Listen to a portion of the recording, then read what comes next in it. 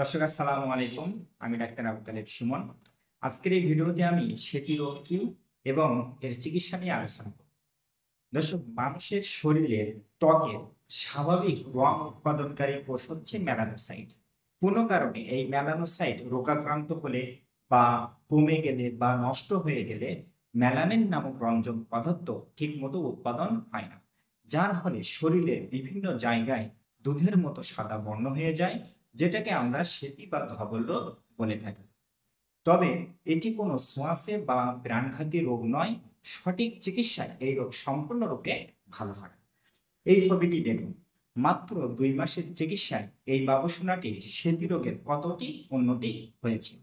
আমি ডাক্তার আবু তালেব সুমন নিয়মিত এই সেতি রোগের চিকিৎসা করে আসছি। আপনাদের যদি কারো এই ধরনের সমস্যা থেকে থাকে, স্ক্রিনে দেওয়া নাম্বারে যোগাযোগ করতে পারেন। আশা করি আপনার সমস্যার সমাধান হবে। সবাই ভালো থাকবেন। আসসালামু আলাইকুম।